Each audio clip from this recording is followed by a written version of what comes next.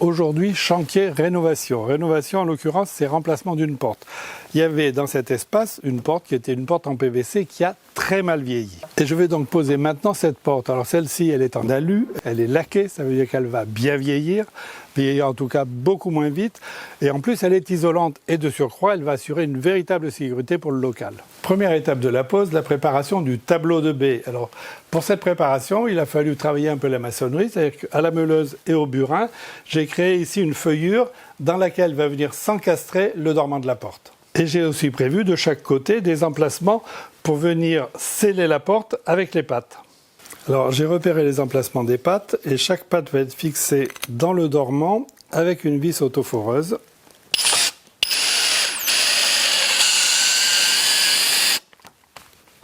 La porte a été mise en place avec son cadre et je vérifie bien évidemment la verticalité. Dans ce sens-là, c'est bon.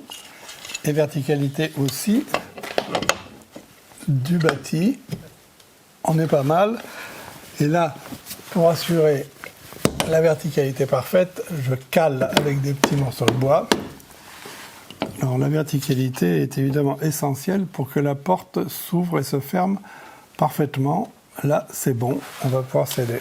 J'ai préparé un mortier un peu riche et je vais sceller les pattes dans leur emplacement.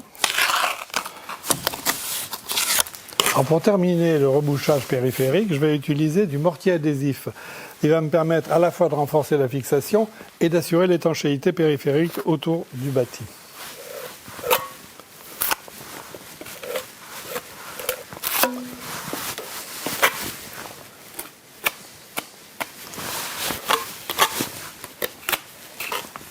Alors maintenant, j'équipe la porte de toute sa quincaillerie, de toute sa serrurerie. J'ai posé le cadenon de serrure. Là, je pose le carré de poignée, qui en fait n'est pas carré d'ailleurs, il est hexagonal, et il est fixé avec des vis autoforeuses. Et la porte est équipée avec des caches. Alors, le cache du barillet. Là, il faut faire un pré-trou avec une toute petite mèche, à acier bien évidemment. Je le fixe avec les vis qui sont fournies. Je peux maintenant clipser les caches.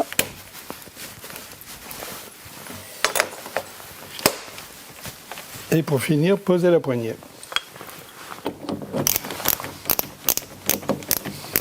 Et de la même façon, je fixe les caches et la poignée côté extérieur. La nouvelle porte de service est désormais posée. Vous avez vu, c'est pas très compliqué au bout du compte.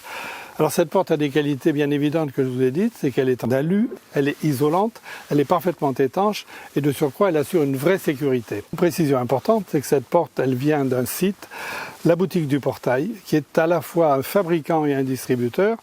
Et ce site a plusieurs avantages pour moi, c'est qu'il livre la porte sur mesure si besoin est ou en dimension standard, à la couleur qu'on a pu choisir dans les couleurs RAL, que de surcroît elle est livrée très rapidement et qu'elle a un très bon rapport qualité-prix.